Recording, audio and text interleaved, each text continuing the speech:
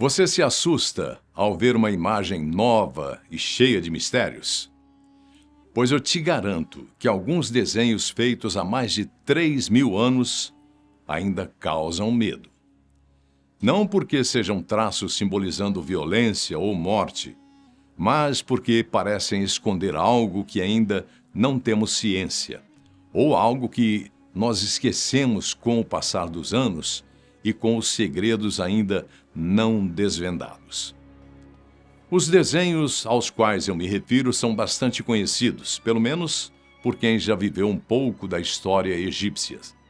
Os hieróglifos, assim chamados os desenhos feitos em paredes ou placas de argila, eram um sistema de escrita formal usado no Antigo Egito.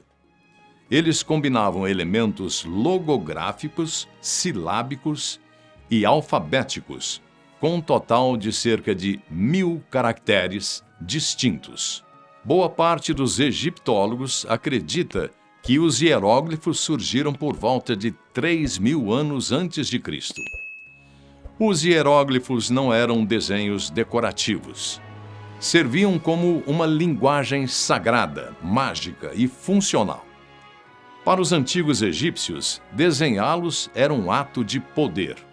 Nem todo mundo tinha o dom para aquelas tarefas. Aliás, poucos dispunham de criatividade e maestria para talhar e pintar rochas e pergaminhos. Além do mais, para eles, aquelas imagens, aqueles símbolos ganhavam vida após a morte. Se nos referirmos aos hieróglifos pintados nas tumbas, por exemplo.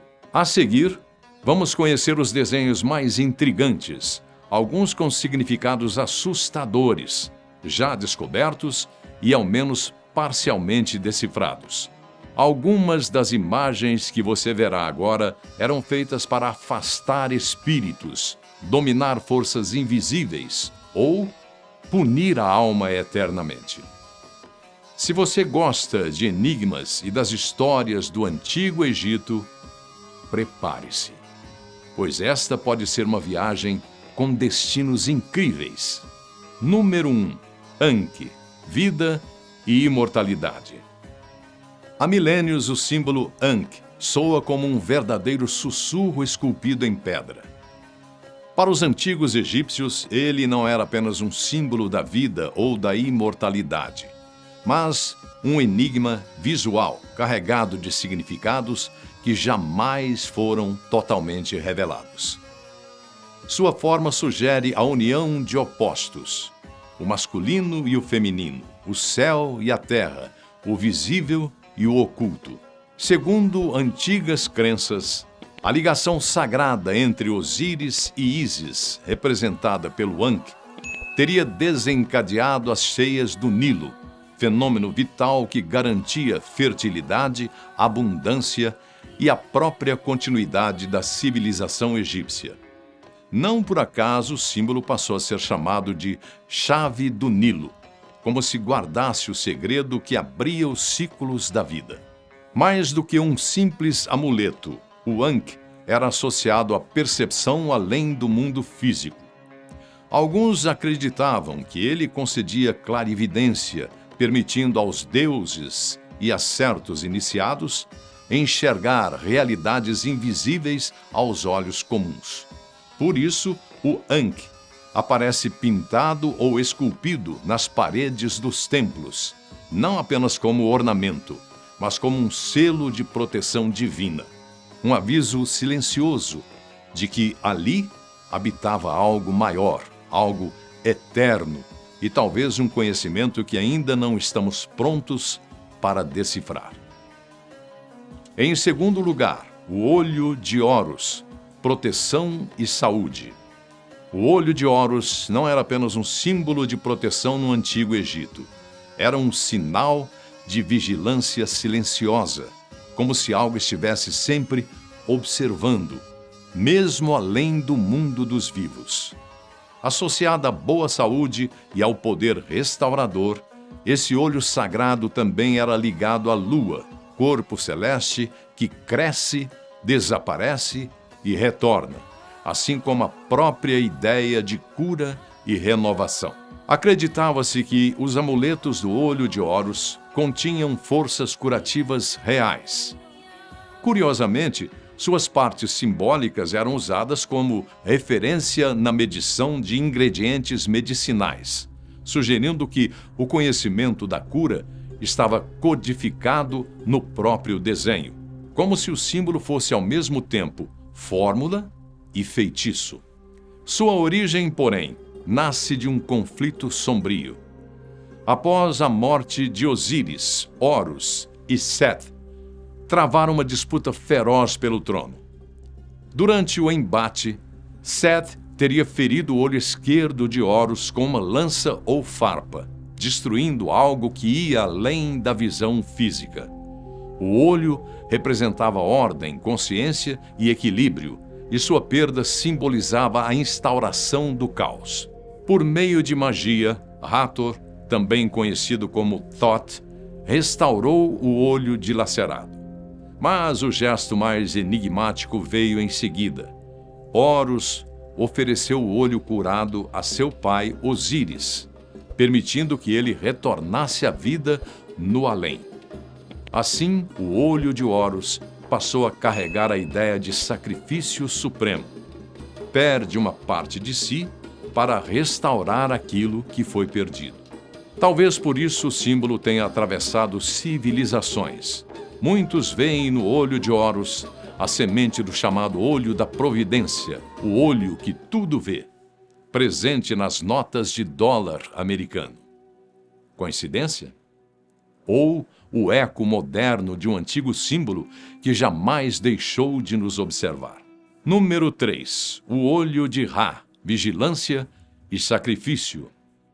O olho de Ra é um dos símbolos mais enigmáticos do Antigo Egito, tão ambíguo que até hoje desperta debates entre estudiosos. Muitos acreditam que ele representa o olho direito de Horus, conhecido pelos egípcios como o olho de Ra, como se ambos fossem faces diferentes de um mesmo poder primordial. À primeira vista, os conceitos ligados ao olho de Horus e ao olho de Ra aparecem idênticos. Mas sob a superfície algo muda. Enquanto um fala de restauração e sacrifício, o outro sugere vigilância ativa, força em movimento, energia que observa e reage. O olho de Ra aparece nos mitos personificado como uma entidade viva, frequentemente associada a diversas deusas: Wadjet, Hathor, Mut, Sekhmet e Bastet. Cada uma delas expressa um aspecto distinto desse olho solar: proteção, maternidade, fúria, justiça e destruição. Em certas narrativas, o olho de Ra não apenas observa a humanidade, mas desce à Terra para puni-la quando a ordem cósmica é ameaçada. Ra, ou Ré, era o próprio Sol, fonte de vida, mas também de calor implacável. Assim, o olho de Ra simboliza o poder solar em sua forma mais pura, a luz que ilumina e revela, mas que também pode cegar, queimar e destruir. Um lembrete silencioso de que aquilo que dá vida é o mesmo que pode tirá-la. Talvez seja por isso que o olho de Ra nunca foi apenas um símbolo. Para os antigos egípcios, ele era uma presença, sempre desperta, sempre observando. Número 4. O hino proibido ao Deus Sol. Gravado nas paredes do túmulo de Ai, conselheiro íntimo e homem de absoluta confiança do faraó, o chamado Grande Hino a Atom chega até nós como o reflexo de uma fé que ousou desafiar os próprios deuses do Egito. Trata-se de um texto hieroglífico de caráter religioso, envolto em incertezas quanto à sua autoria, mas amplamente atribuído ao faraó Akhenaton, por volta de 1350 a.C., em um dos períodos mais controversos da história egípcia: a reforma religiosa de Amarna. Mais do que um simples cântico, o hino parece funcionar como uma declaração solene de uma nova ordem espiritual. Nele, Atom, o disco solar, é exaltado como a fonte de toda vida, de toda harmonia e de tudo aquilo que é bom. Não há mistério nos múltiplos deuses tradicionais. Há apenas o Sol, visível, onipresente, sustentando o mundo com sua luz. Akhenaton, por sua vez, surge como o intermediário sagrado, o filho de Aton, aquele que compreende e transmite sua vontade à humanidade. Mas essa revolução espiritual teve vida curta. Após a queda de Akhenaton, iniciou-se um esforço quase obsessivo para apagar o seu legado. Templos foram desmontados, nomes apagados, imagens destruídas. Sua visão religiosa foi considerada uma heresia perigosa, algo que precisava ser esquecido. Ainda assim, o grande hino a Aton sobreviveu. Não como uma oração comum, mas como um vestígio de uma tentativa radical de redefinir o divino. Um texto que levanta uma pergunta inquietante. Teria Akhenaton ouvido uma verdade proibida ou ousado demais ao tentar dar forma humana ao próprio Sol? Em quinto lugar, Ammit, a devoradora de almas. Mais do que uma criatura do além, Ammit era o destino que ninguém queria encarar. Na mitologia egípcia, seu nome já carregava um aviso: a devoradora. Aquela que se alimenta do que resta quando a verdade vem à tona. Mais do que um demônio fêmea, Ammit personificava a retribuição divina, a consequência final de uma vida marcada pelo desequilíbrio, pela injustiça e pelo mal. Descrita como uma fera híbrida, Ammit reunia em si os três mais temidos comedores de homens conhecidos pelos egípcios: o leão, o hipopótamo e o crocodilo. Durante muito tempo, acreditou-se que possuía cabeça de crocodilo e corpo de leão, mas descobertas mais recentes sugerem o inverso, como se até a sua forma física fosse instável, mutável, impossível de ser compreendida por completo. Um reflexo do próprio terror que ela representava. Conhecida como a devoradora de corações, a grande morte, Ammit não julgava. Ela era a executora. O seu lugar era o salão do julgamento dos mortos, onde as almas após a morte tinham seus corações colocados na balança de Osíris. De um lado, o coração do falecido. Do outro, a pena de avestruz, símbolo de Ma'at, a verdade, a ordem e a justiça cósmica. Não havia engano possível e nem súplica. Se o coração pesasse mais do que a pena, carregado pelos atos cometidos durante a vida, Ammit avançava. Ao devorar o coração, ela não apenas punia, apagava.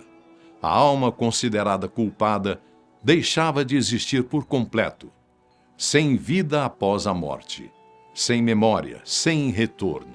Era a aniquilação total, o fim absoluto, algo ainda mais temido do que o sofrimento eterno.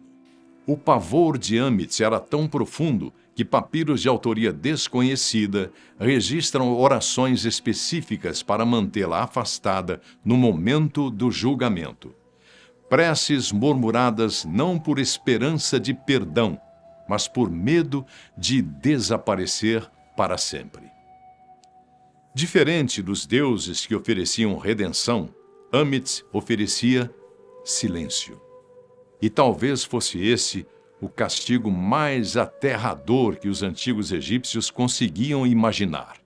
Não ver, não sentir, não falar, não ouvir, nada mais. E pela eternidade. Em sexto lugar, Ouroboros, a serpente da renovação. Na mitologia egípcia, o sol não atravessava o céu sozinho.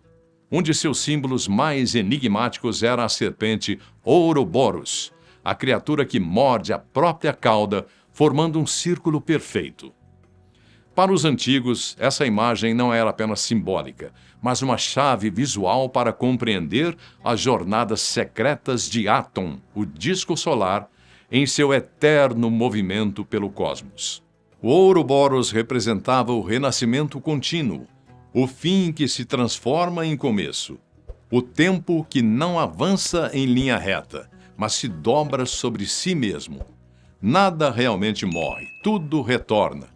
Assim como o sol desaparece no horizonte apenas para renascer no dia seguinte, a serpente se consome para existir novamente. Essa ideia encontra sua origem em Atum, o primeiro deus surgido da Nun, as águas primordiais que antecederam toda a criação. Atum era descrito como uma serpente cósmica solitária no início de tudo, que se renovava a cada amanhecer. Ao devorar a própria cauda, ela mantinha o equilíbrio do universo, garantindo que a criação jamais se esgotasse por completo. O símbolo era tão poderoso que atravessou fronteiras. Fenícios e gregos herdaram essa imagem dos egípcios, preservando seu significado profundo. Foram os gregos que lhe deram o nome pelo qual é conhecido até hoje, Ouroboros, aquele que devora a si mesmo. Talvez, para os antigos, essa serpente não fosse apenas um símbolo do sol, mas um aviso silencioso. O universo não caminha para frente, ele gira, e tudo que existe está condenado ou destinado a retornar. Número 7. A paleta de Narmer. Narmer surge nas areias do tempo e não como um faraó comum. Ele parece marcar o instante exato em que o Egito se torna, enfim, Egito. A chamada paleta de Narmer, uma placa de 63 centímetros de altura esculpida em duas faces, não é apenas um objeto artístico. É uma narrativa em pedra repleta de símbolos que contam a unificação do Alto e do Baixo Egito por volta de 3200 a.C. Considerado um dos mais antigos documentos históricos conhecidos, a paleta foi descoberta em 1898 pelo arqueólogo britânico James E. Quibble, durante escavações em Hieracómpolis, antiga capital do Alto Egito. Desde então, ela intriga pesquisadores. Afinal, apesar de sua riqueza simbólica, ainda não há consenso sobre sua real função. Teria sido um objeto ritual, um instrumento político ou um artefato criado para selar de forma quase mágica a nova ordem que surgia. Os detalhes esculpidos parecem cuidadosamente escolhidos. Cabeças bovinas observam a cena como guardiãs silenciosas, enquanto duas criaturas híbridas, os serpopardos, com corpos felinos e longos pescoços entrelaçados, formam um círculo inquietante, símbolo possível de forças opostas sendo domadas. No centro dessa narrativa visual, destaca-se a figura de um homem usando a coroa vermelha do Baixo Egito, representado com o dobro do tamanho das figuras ao redor. Para muitos estudiosos, não há dúvida, trata-se do próprio Narmer, elevado acima dos demais não apenas em poder, mas em significado. Hoje, a paleta de Narmer repousa no Museu do Cairo. Ainda assim, permanece longe de estar silenciosa. Cada relevo parece levantar novas perguntas, como se o alfabeto não registrasse apenas um evento político, mas anunciasse o nascimento de uma ideia. A do faraó como mediador entre o mundo humano e forças muito mais antigas e talvez muito mais perigosas. Número 8. Amenta e a Terra dos Mortos. Na mitologia egípcia, o mundo dos mortos não começava de forma repentina. Ele se revelava aos poucos. No exato ponto em que o sol tocava o horizonte, esse domínio era chamado de Amenta, um território liminar, nem totalmente terreno e nem completamente divino. associada ao instante do pôr do sol, quando a luz cedia espaço ao desconhecido. Com o passar do tempo, essa ideia simbólica ganhou forma concreta. A margem ocidental do Nilo, onde o sol morria, todos os dias, tornou-se o local sagrado para os sepultamentos. Ali, acreditava-se que os mortos estavam mais próximos do caminho solar noturno, seguindo o mesmo trajeto invisível percorrido pela luz ao deixar o mundo dos vivos. Assim, a Menta passou a ser compreendida como o submundo, não como um fim definitivo, mas como uma região de transição. Nesse contexto surgem os portões de Amenta, passagens míticas que marcavam o momento exato da separação entre corpo e espírito. Ao atravessá-los, as almas declaravam-se livres de suas formas terrenas. Era ali que o falecido deixava de ser apenas um corpo morto e passava a existir como algo diferente, algo preparado para a mumificação e para a eternidade. Os portões não simbolizavam prisão, mas transformação. Segundo antigas tradições, esses portais também representavam caminhos para o esclarecimento espiritual. Horus, o deus falcão, era aquele que abria os portões de Amenta, libertando as almas da escuridão e guiando-as para fora de um estado de aprisionamento espiritual. A travessia marcava o início de uma jornada interior, sair da sombra, avançar rumo à luz, compreender aquilo que antes estava oculto. Assim, Amenta não era bem ou somente a terra dos mortos. Era algo mais próximo a um estágio na transição. Um ponto onde o fim da vida física dava lugar a um processo profundo de metamorfose. E talvez seja por isso que, para os antigos egípcios, o pôr do sol nunca foi apenas o encerramento de um dia, mas o sinal de que portões invisíveis estavam se abrindo todas as noites. Número 9. Ba, alma física e renascimento. A morte não era silêncio absoluto ou o fim de tudo para os antigos egípcios. Algo sempre se movia depois do último suspiro. Esse algo era o Ba, representado como um pássaro, geralmente um falcão, com cabeça humana, eternamente retratado, entrando ou saindo de um túmulo. Não por acaso, o Ba era aquilo que se recusava a ficar preso.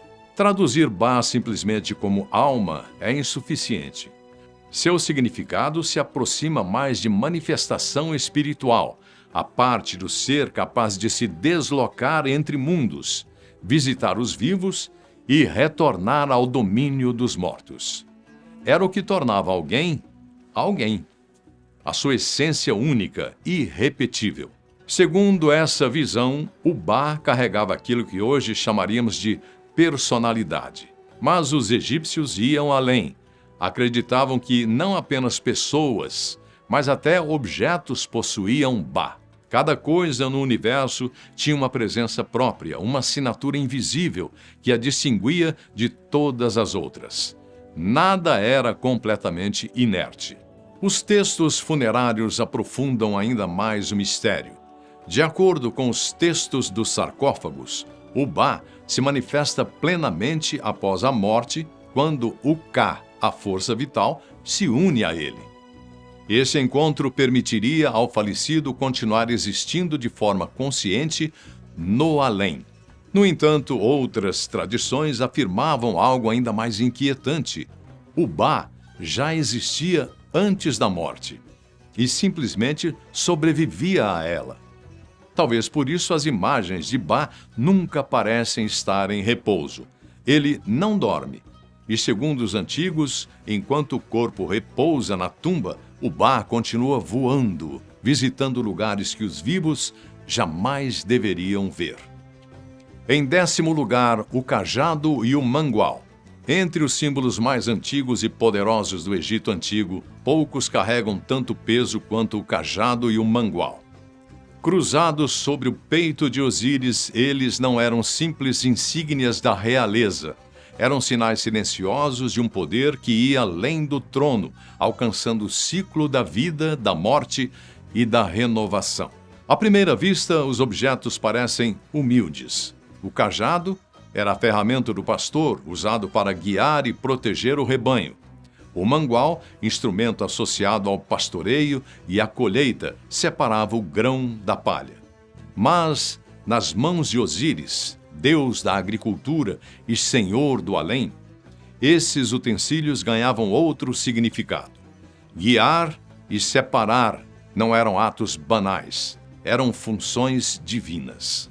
O cajado simbolizava a autoridade que conduz, que mantém a ordem, sem precisar recorrer à força bruta. Já o mangual evocava o poder de julgar, de corrigir, de decidir o que deve permanecer e o que precisa ser descartado. Juntos, formavam um código visual compreendido por todos. O verdadeiro rei não governa apenas os vivos, mas também os ciclos invisíveis que sustentam o mundo. Por isso, o símbolo servia como um lembrete constante da legitimidade do poder real.